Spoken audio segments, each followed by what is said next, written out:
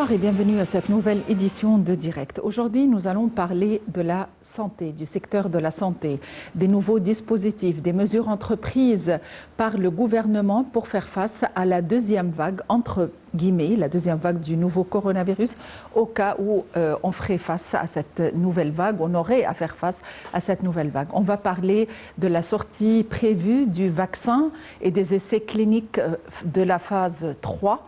Nous allons parler du nouveau système d'assurance maladie dont les directives ont été dictées par le chef de l'État.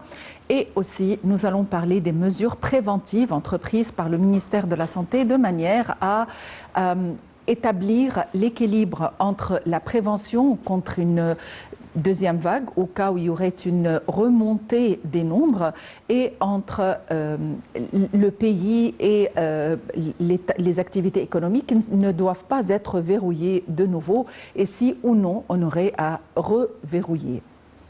Et pour nous donner tous les éclaircissements nécessaires, nous aurons le plaisir d'avoir avec nous Dr Mohamed Nasr, professeur de chirurgie cardiaque. Mais avant de commencer, aujourd'hui, il y a eu la remise de diplôme à la nouvelle promotion de l'Académie de police, la promotion 2020, y compris les étudiants africains et arabes. Et les nouveaux diplômés, dont la cérémonie a été assistée par le chef de l'État, le président Abdel Fattah el-Sisi. Les nouveaux diplômés ont présenté des performances militaires de combat et sportives, démontrant leur haute capacité et faisant preuve de leurs compétences physiques et académiques. Nous allons avoir plus d'éclaircissements au micro de notre correspondant Hani Farah qui était sur place et qui va nous présenter l'entretien qu'il a eu avec Messi Simone, l'un des majors de la promotion 2020 de l'Académie de police. L'officier, l'étudiant, M. Simone Messi, vous êtes le bienvenu sur la télé internationale. C'est moi qui vous remercie. Oui. Merci beaucoup. Donc, très rapidement, comment vous avez vu cette formation que vous avez suivie ici en Académie de police? Tout d'abord, nous tenons à remercier le gouvernement égyptien, le chef de l'État, ainsi que toute la hiérarchie policière qui ont bien voulu octroyer cette bourse de formation à notre pays. Nous remercions aussi les dirigeants de notre pays, le chef d'État et notre hiérarchie policière qui ont bien voulu porter en nous cette confiance en nous choisissant pour venir suivre cette formation.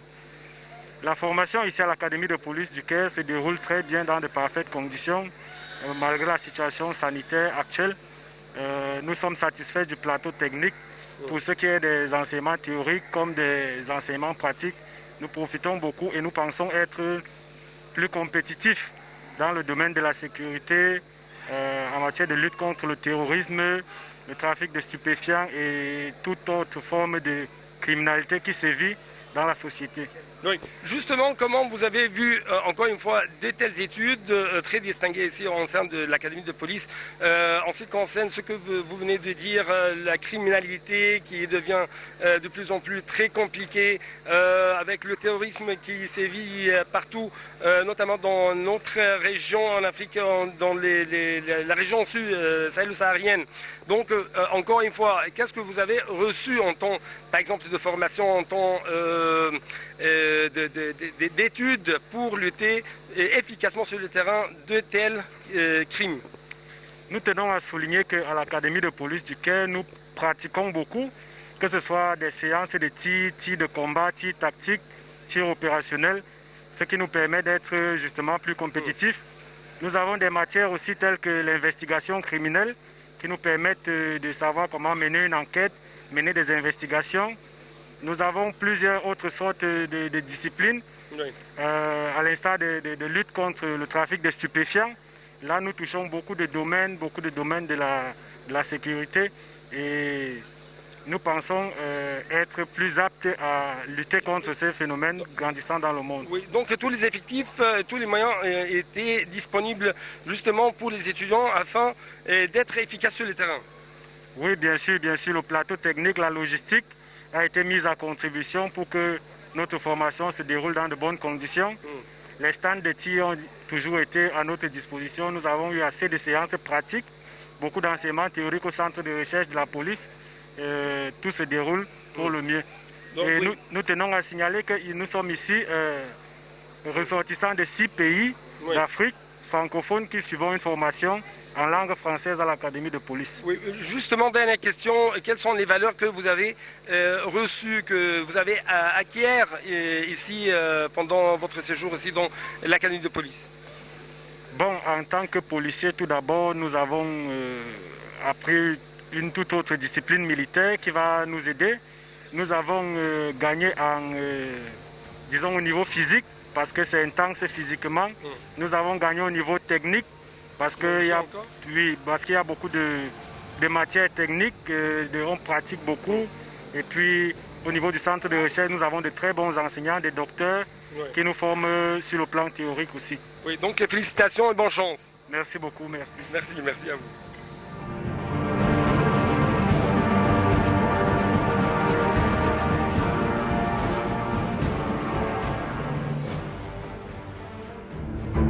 وزي ما انتم شفتوا في دول يصل الحجم الخسائر اليومية إلى 500 أو 700. العالم كله بتحشد بعشرات ومئات المليارات من الدولارات لمجابهتهم. حتى الدول الظروف الاقتصادية صعبة. ويمكن احنا في أول ما ملامح الموضوع ابتدت تبان رصدنا 100 مليار وبرضه اتقال يعني طب انتوا هتجيبوا ال 100 مليار منين؟ هي مصر قليلة ولا ايه؟ في نقاشنا مع دكتور مصطفى ومع وزير المالية أو مع الحكومة يعني بنتكلم على إن إحنا لازم يكون لنا احتياطات أكبر من كده عشان نجابه التحدي والآثار المترتبة عليه.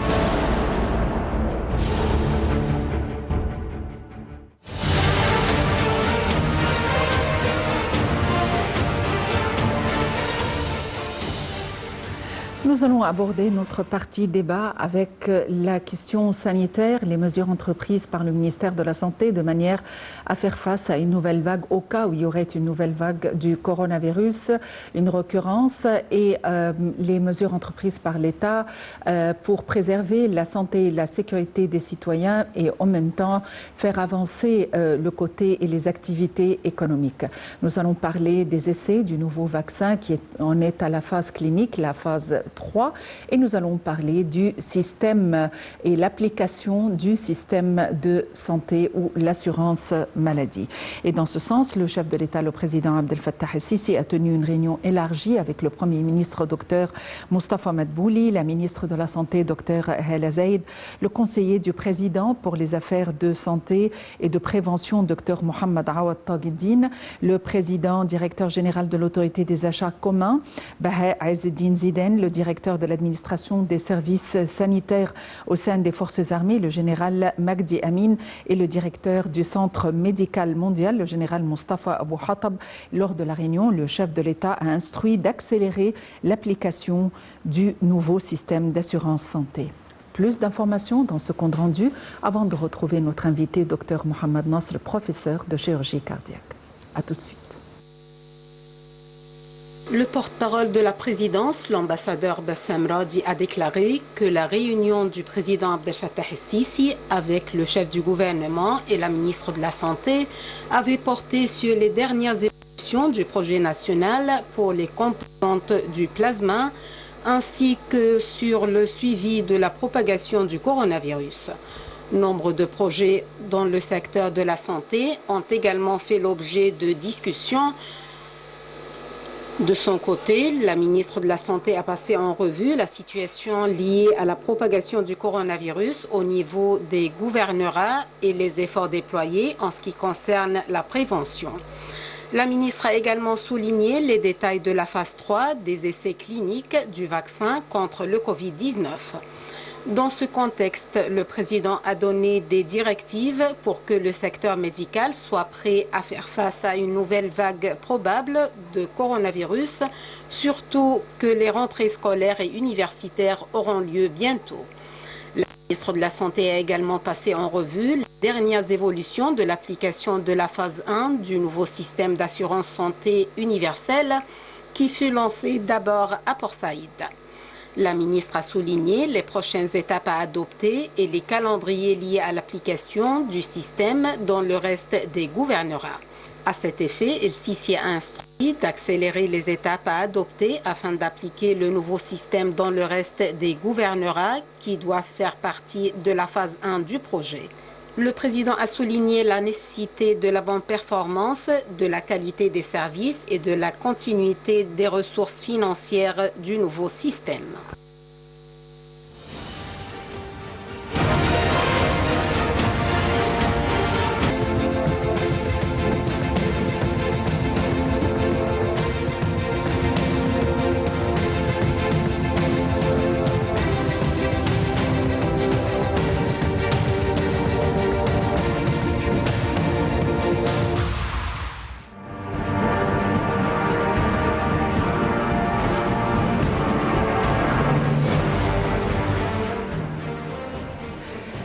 Les dispositions du ministère de la Santé pour faire face à une deuxième vague du coronavirus au cas où l'Égypte aurait à faire face à une deuxième vague, les dispositions prises pour les touristes, pour les citoyens, l'application du système de santé et les essais cliniques du vaccin chinois notamment, alors qu'on en est à la phase 3. Pour nous donner plus d'éclaircissements, nous avons le plaisir d'avoir avec nous Dr Mohamed Nasr, professeur de chirurgie cardiaque et ancien président de l'Ordre des médecins de Gizeh. Dr Mohamed Nasr, bonsoir et bienvenue avec nous. Bonjour, comment ça va ? La question, ça va bien, merci, merci d'être venu.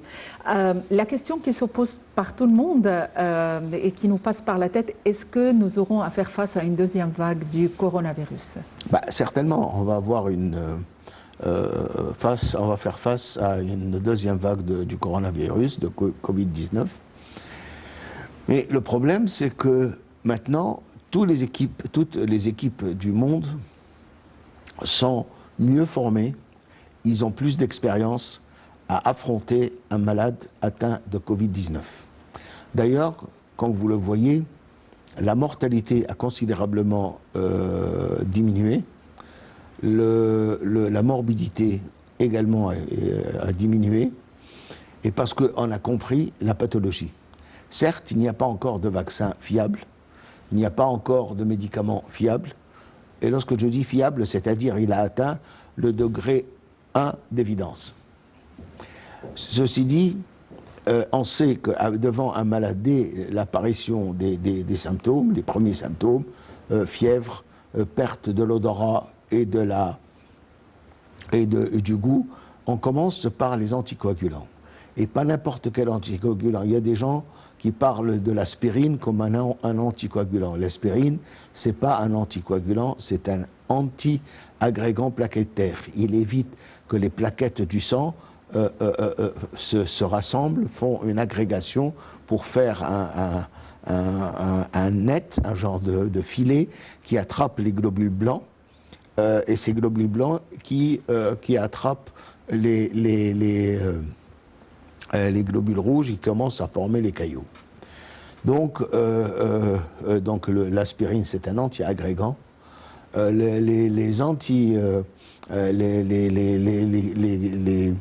Les piqûres sous-cutanées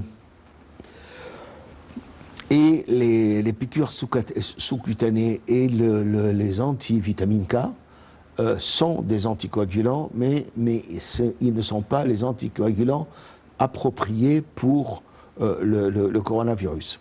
Ce sont les Italiens qui ont fait des autopsies pour les malades en réanimation qui sont décédés. Et ils ont découvert que le grand problème, la grande cause de morbidité et de mortalité, c'est le développement de thrombus à l'intérieur du lit vasculaire pulmonaire. Les artères, l'artère pulmonaire, il se divise par des branche droite, branche gauche, commence à se diviser pour atteindre des vaisseaux dont le diamètre est d'1 millimètre. Alors ces vaisseaux-là, ils commencent à développer, à l'intérieur de ces vaisseaux, il y a des caillots qui se forment. Et puis il y a ce qu'on appelle un genre de... Vous savez, comme les chaussettes lorsque vous pliez les chaussettes, ça s'appelle interception, c'est-à-dire la paroi de l'artère, elle se plie pour entrer comme ça, et ça cause d'une part le caillot et d'autre part l'obstruction du lit vasculaire pulmonaire, et ça c'était la cause de la mortalité. D'autre part, on s'est rendu compte que le virus lui-même, il stimule le système immunitaire, et que lorsqu'il stimule le système immunitaire, il y a une réaction dans un médiateur qui s'appelle le cytokine qui s'affole et qui réagit en faisant ce qu'on appelle l'orage de la cytokine, qui est alors une inflammation au-dessus de la normale. Donc ça permet de remplir les alvéoles avec du liquide, et ça évite l'échange gazeuse au niveau des alvéoles. Voilà, donc maintenant, étant donné qu'on commence à comprendre ça, on donne de petites doses de corticoïdes, on donne des anticoagulants dès le début. Rien que ça a diminué la morbidité et la mortalité. Est-ce qu'il se peut que le virus est moins virulent? Je ne peux pas dire, je n'ai pas d'informations scientifiquement parlant qui dit cela, mais au moins on sait comment traiter, on utilisait les anticoagulants de toutes petites doses de stéroïdes, de corticoïdes. Voilà, donc on sait comment faire avec ces malades. Il y a moins de malades qui sont ventilés, moins de malades sous respiration assistée qui s'appelle le CPAP. Bon, donc voilà, donc on est dans une bonne ligne. Et d'ailleurs, vous voyez que la mortalité a considérablement diminué. Effectivement. On voit de plus en plus de malades qui sont soignés chez eux. Est-ce sous la surveillance du ministère de la Santé, ou est-ce qu'ils se font traiter en privé? D'ailleurs, si vous regardez les informations, ce qui se passe aux États-Unis et ce qui se passe en France, ce qui se passe en Allemagne, on se rend compte qu'il n'y a que 30% des lits de réanimation qui sont utilisés, pas plus que ça, et moins de malades en réa, moins de malades ventilés. Donc c'est grâce d'une part à la meilleure connaissance des équipes, de la thérapeutie générale. Je ne parle pas du traitement, un traitement spécifique, mais de la thérapeutie générale de la maladie. Oui, et on voit de plus en plus de malades qui sont soignés chez eux. Est-ce sous la surveillance du ministère de la Santé? Ils sont suivis par téléphone, par exemple, ou ils sont traités en privé? Oui, exactement. Ils sont traités aussi bien par les centres indiqués du ministère de la Santé, et ils sont traités par les médecins traitants, leurs médecins traitants, sans aucun problème. Est-ce qu'en parallèle, vous, en tant que médecin, vous êtes parvenu à des moyens de renforcer et de raffermir l'immunité, le système immunitaire? Moi, je crois que le meilleur moyen, c'est la prévention. La prévention, c'est mettre des masques. Moi, j'ai un masque là, maintenant, je l'ai enlevé à cause de la télévision. Porter les masques, surtout dans les endroits où il y a des agglomérations, garder les distances, essayer d'éviter les endroits où il y a trop de promiscuité, où il y a trop de monde et les gens sont les uns sur les autres, essayer de se laver les mains le plus souvent possible. Dès qu'on rentre, on se lave les mains, dès qu'on fait un geste, on se lave les mains. Rien que de l'eau et du savon, ça fait l'affaire. Si on a de l'alcool à 70%, il n'y a pas de problème. Très bien. Donc, la deuxième vague est probable. On relie toujours cette deuxième vague au climat. Et on se dit que dans les pays chauds, on n'aura pas tellement à faire face à cette nouvelle vague. Est-ce qu'il y a une relation entre la chaleur et la nouvelle vague? Il n'y a pas de preuve. Il n'y a pas de preuve. Vous savez que les gens qui disent l'anecdote maintenant que le virus en Égypte, il a attrapé la bilharziose. mais ça, c'est pas vrai. Il faut pas compter sur... Il ne faut pas compter sur ça. Il ne faut pas compter sur ça. Il faut compter sur la discipline populaire, la discipline du citoyen. Et il faut être très rigoureux. Et malheureusement, je vois que les gens ne sont, quelquefois, surtout dans les quartiers populaires, les gens ne sont pas très rigoureux. Oui, il y a une nouvelle vague effectivement dans certains pays du monde, dont par exemple la France qui va commencer un couvre-feu nocturne à partir de samedi, et une deuxième vague en Allemagne, aux États-Unis, au Canada, dans certaines régions, dont Montréal par exemple. À quoi est due cette deuxième vague? Qu'est-ce qui a fait qu'il y a eu une recurrence du virus? Qu'est-ce qui l'a ranimé? C'est la population, les sorties, les rassemblements familiaux, les rassemblements familiales, les gens, ils ont repris leur activité, donc c'était tout à fait normal qu'il y a des contagions, il y a plus de contagions. Mais le climat, vous avez posé la question du climat, je n'ai pas une réponse purement scientifique. Mais il se peut que le climat, le froid, aide à la propagation du virus. Et quelles sont les dispositions du ministère de la Santé pour faire face à une nouvelle vague? Les mesures, ce qui se passe par exemple dans les écoles maintenant, c'est pas mal. Ils ont divisé les élèves, ils ont distancé les élèves, ils ont fait en sorte que 2 jours les élèves vont aller à l'école et 2 jours ils vont aller, ou la moitié de la semaine, ils vont avoir des cours en virtuel, et diminuer le nombre de malades, le nombre d'élèves par classe. Donc voilà, ce sont de bonnes mesures. Faire porter les masques à tous les élèves. La semaine dernière, j'étais à un congrès de cardiologie à Alexandrie. Alors que moi, je suis professeur et je suis senior et tout. Le type qui est à la porte, il m'a dit « Monsieur, vous ne pouvez pas entrer sans un masque. » Ben, pas question. Il était très rigoureux, j'ai respecté. Je suis allé, j'ai trouvé un masque, je l'ai porté. Il m'a lavé les mains. Lorsqu'il y a des mesures bien respectées et respectées à tout le monde, c'est quelque chose de très bien. Et lorsqu'on a eu dans les salles de conférence, on a limité le nombre de personnes. Le congrès était hybride, à moitié court et moitié en virtuel. J'ai assisté à 5 ou 6 conférences de conférenciers qui ont fait leurs conférences de Londres, des États-Unis, d'Australie, etc. Donc, c'était très rigoureux. Je crois que c'est comme ça qu'on agit. Maintenant, en ce qui concerne le couvre-feu, etc., je crois que le système égyptien est très bien. Maintenant, on ne peut plus tolérer maintenant des périodes de couvre-feu, des périodes de confinement, etc., parce que pour l'économie, c'est catastrophique. Il y a des gens qui crèvent de faim maintenant à cause de ces périodes de confinement, et à mon avis, il faut faire attention.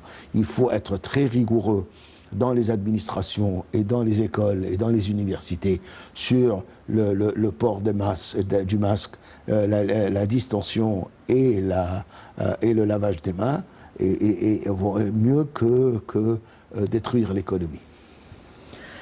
Et vous voyez par exemple, même le président des États-Unis, il a attrapé le coronavirus et il s'est rétabli assez rapidement. Et je pense que la grande majorité des gens vont être rétablis comme ça. Donc, on a diminué les craintes vis-à-vis des personnes âgées. Parce qu'on disait toujours qu'au-delà de 60 ans, les gens sont à grand risque.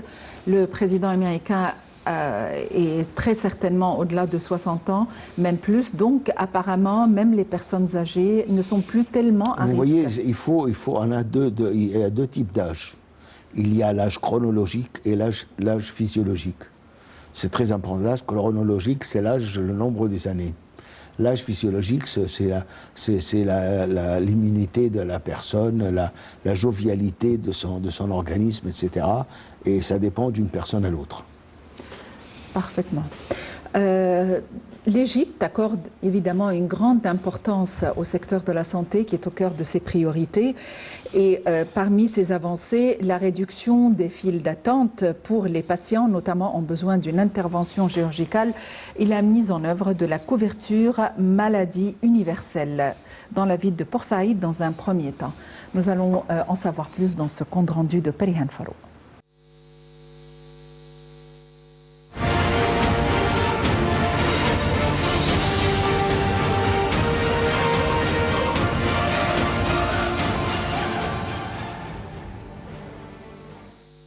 Les initiatives du président Abdel Fattah el-Sisi en matière de santé ont été largement saluées par la communauté et les organisations internationales, dont l'Organisation mondiale de la santé, a affirmé la ministre égyptienne de la Santé et de la Population, Hala Zeid.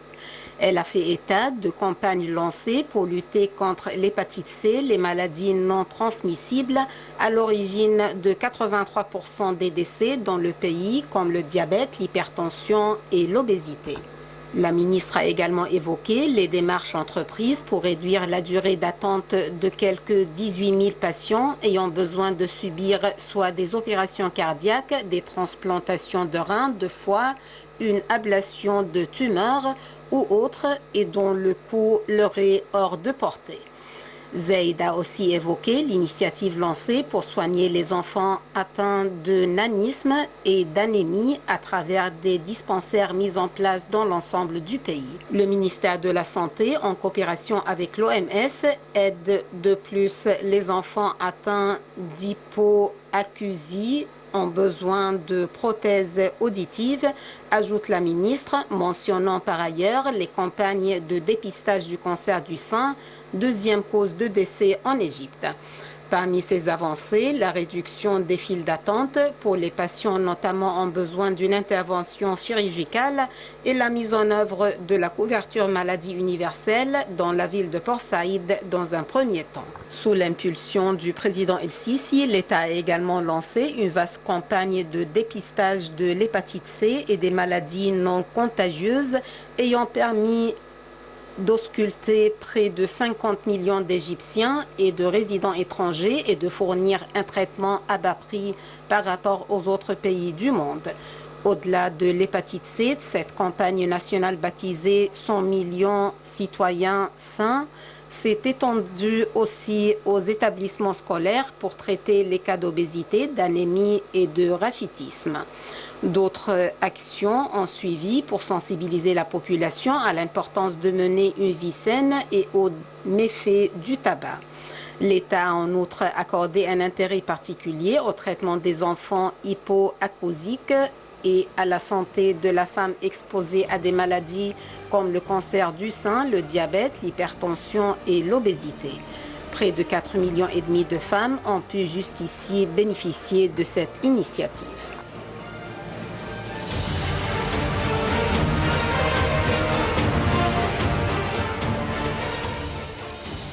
Les dispositions du ministère de la Santé en général vis-à-vis du système d'assurance maladie universelle et les dispositions du ministère de la Santé pour préserver la santé des citoyens à la lumière de la propagation du coronavirus et les modalités d'endiguer ce virus.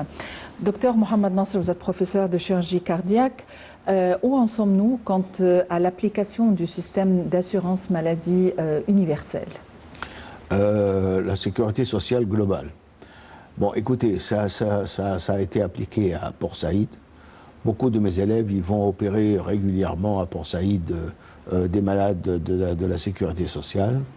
Il reste encore à appliquer le système de terminer le système de médecins de famille. Parce que la sécurité sociale, elle est basée sur le fait d'avoir un nombre efficace, un nombre de médecins de famille.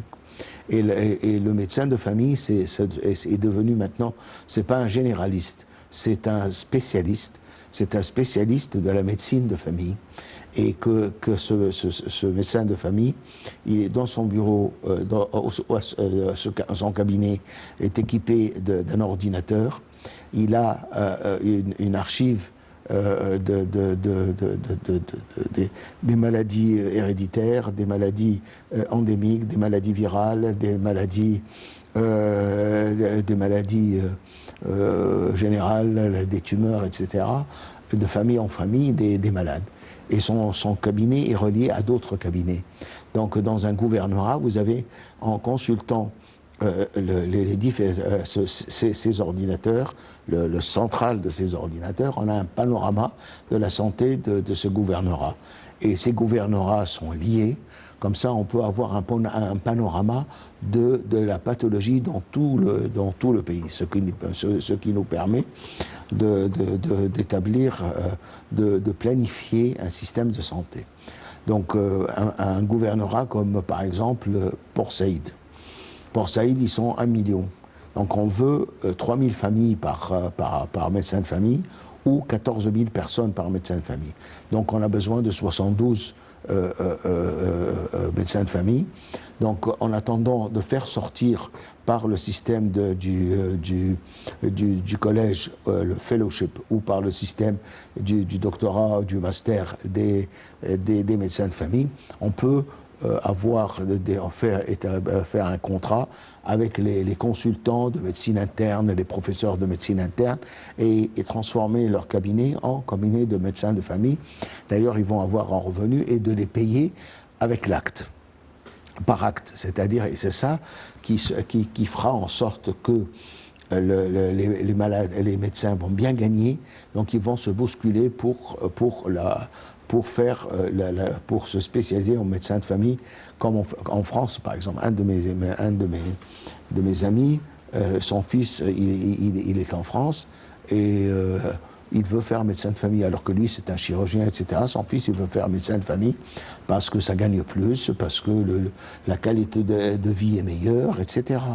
Donc je crois qu'en établissant un système de médecins de famille, ensuite un système de référence pour les centres de soins de deuxième degré, centres de soins de premier degré, etc. Et le médecin de famille joue le rôle non seulement d'avoir l'archive des familles, mais aussi faire la prévention contre les maladies infectieuses, le dépistage précoce, parce que si vous avez quelqu'un qui a un cancer de poumon et on le découvre à temps utile, il sera traité et le taux de guérison à 5 ans est élevé, le cancer de sein, etc. Donc C'est-à-dire quoi à 5 ans? On considère, c'est arbitraire, on considère que un malade qui n'a pas eu atteint de cancer, qui n'a pas eu de récidive pendant 5 ans, donc il est considéré comme guéri. Certes, il peut y avoir des récidives après, etc., mais arbitrairement, on a considéré que 5 ans, c'est un nombre, un nombre logique de considérer une guérison. On en est à la phase 3 des essais cliniques et la ministre de la Santé et de la Population, Hala Zayed, a annoncé le début de la 3e phase des essais cliniques de 2 vaccins contre le coronavirus, et ce, dans le cadre d'un paquet intégral qui comprend la recherche sur les vaccins potentiels et la coopération dans le domaine de la fabrication, si elle s'avère efficace, et ce, en coopération avec le gouvernement chinois et le G42 des Émirats arabes unis. Voyons les détails dans ce compte rendu.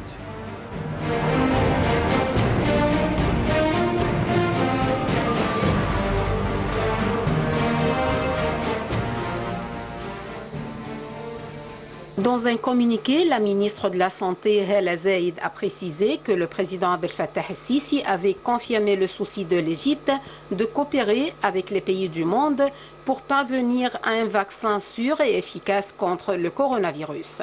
La ministre a noté que la participation de l'Égypte à cette expérience émanait de son leadership scientifique et de recherche dans la région et de la participation de nombreux pays du monde dont les efforts contribueront à trouver un vaccin efficace qui protège l'humanité des dangers du coronavirus. L'Égypte doit effectuer les essais sur 6 000 participants. Plusieurs Égyptiens se sont joints aux essais cliniques de phase 3 des 2 vaccins chinois contre le Covid-19. Davantage de bénévoles sont nécessaires pour que l'essai soit entièrement lancé.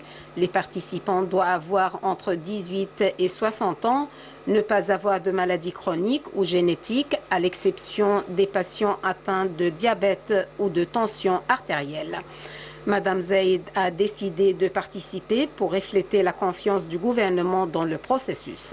La phase 3 des essais consiste à tester l'efficacité et l'innocuité du vaccin avant qu'il ne soit homologué. Au Moyen-Orient, elle implique 45 000 participants dans 4 pays. Les participants reçoivent un code généré par ordinateur au hasard pour prendre l'une des 3 injections différentes. Le contenu du vaccin ne sera révélé qu'après la fin des essais d'une durée d'1 an.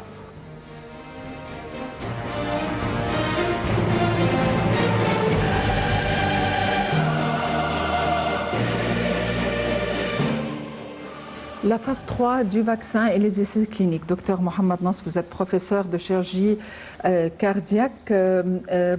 Tout d'abord, ça veut dire quoi la phase 3 des essais cliniques? Ça veut dire avec des volontaires, on essaie le vaccin sur des volontaires et le plus grand nombre de volontaires possible avant de l'essayer dans la phase suivante sur un grand nombre de la population. Et le fait que la ministre s'est portée volontaire pour être cobaye, ça lui rend honneur, c'est très bien. Mais il faut faire attention quand même et ne pas se ruer sur le vaccin, parce qu'on sait très bien que les Anglais avaient présenté le vaccin d'Oxford et on s'est rendu compte qu'il a des effets secondaires assez graves, et c'est pour ça qu'on l'a arrêté. Donc le vaccin russe aussi, on a parlé du vaccin russe et puis on s'est rendu compte qu'il y a un problème avec le vaccin russe. Maintenant, avec le vaccin chinois, j'espère qu'il ne va pas y avoir de problème et que la ministre s'est portée en personne volontaire alors qu'elle qui dirige le système. Je lui rends honneur, mais c'est dangereux quand même. Il faut faire attention et on attend. C'est une bonne chose. Le fait de fabriquer le vaccin en Égypte, c'est un projet grandiose et gigantesque, mais il faut faire attention. À mon avis, il faut faire attention et ne pas se crier victoire avant la fin des essais, parce qu'on ne sait jamais. Dans le système de recherche, il ne faut pas se précipiter. Il faut prendre son temps, il faut attendre, voir, pour atteindre un niveau 1 d'évidence. Est-ce que d'habitude on parvient d'abord au vaccin avant les remèdes? Ce sont 2 choses différentes. Les remèdes, c'est les remèdes antiviraux. Ce qu'a pris le président Trump, il a pris le traitement antiviral utilisé pour le sida. Bon, il a crié victoire, mais tout ça aussi, vous savez, il y a 2 choses. Parler médias et parler scoop pour faire une gloire médiatique, c'est une chose, et la recherche scientifique, c'est tout un autre. La recherche scientifique se fait dans des institutions bien réfléchies, bien averties, avec des experts, en silence et en discrétion, et les résultats ne sont pas publiés dans les médias comme ça, mais les résultats sont publiés dans les revues spécialisées avec un facteur d'impact bien reconnu. Vous savez qu'est-ce que c'est qu'un facteur d'impact? C'est-à-dire lorsque vous faites des recherches, vous faites vous faites un papier, vous le publiez. Donc cette publication, elle doit être dans un journal bien reconnu. Et tous les ans, il y a en janvier, il y a une réévaluation des journaux. et on leur donne une note. Ça s'appelle le impact factor, le facteur de l'impact du journal. Donc on ne peut pas, si vous publiez dans un journal bien reconnu, parce que pour publier dans ce journal, vous êtes lu et relu par des experts pour que vous soyez publié. Et une fois publié dans ces journaux, plusieurs journaux le reconnaissent parmi ces journaux-là. Et là, on peut dire on atteint ce qu'on appelle le degré 1, même 2 de l'évidence. Sans ça, on ne peut pas confirmer sur le plan scientifique. Hier j'étais jury d'un candidat qui passait professeur associé et un autre qui passait professeur. Et parmi les candidats, bon, il avait plusieurs publications, donc on l'a fait passer, il a réussi. Mais une des publications, il avait publié dans un journal, je ne sais pas, qui n'a aucune valeur. Donc cette recherche, on l'a mis de côté. S'il n'avait pas d'autres recherches, il ne serait pas passé. Donc je crois que en science, il faut garder la sérénité, ne pas être influencé ni par la politique, ni par les médias, et attendre jusqu'à la fin des résultats. Le sida a pris 10 ans pour avoir un remède efficace. Le Covid-19 prendra son temps, on arrivera à un remède, que ce soit un vaccin ou un remède, mais il ne faut pas précipiter la science. Et ça va rester sur la planète Terre. On ne doit pas espérer à le voir disparaître. Normalement, ça doit disparaître. Espérons-le. Ou au moins l'effet pandémique va disparaître. Certains, on a vu la peste dans le bon vieux temps, on a vu la peste, on a vu la variole, on a vu la grippe espagnole, on a vu l'Ebola, on a vu le sida, on a vu... et d'ailleurs, tous les virus. Vous savez, lorsqu'on parle de transplantation cardiaque et de clonage, transplantation d'organes en général, cardiaque parce que je suis cardiaque, mais transplantation de clonage. C'est très facile maintenant de cloner un organe dans un animal et de le reprendre. Mais ce qui nous retarde, vous savez, c'est quoi? Ce sont les virus. On s'est rendu compte que les virus qui viennent de l'animal vers l'homme, ils finissent par développer une pandémie incontrôlable. Très bien. Docteur Mohamed Noz, vous êtes professeur de chirurgie cardiaque et ancien président de l'Ordre des médecins de Guise. Et merci d'avoir été avec nous. C'est moi qui vous remercie. Eh bien, voilà, on espère voir ce virus disparaître. De toutes les manières, les recherches sont en cours. Les recherches vis-à-vis des vaccins sont en cours. Les dispositions prises par les autorités dans les 4 coins du monde sont en cours. On reste à vous souhaiter une excellente santé. Protégez-vous, protégez les autres. Et à la prochaine. Au revoir.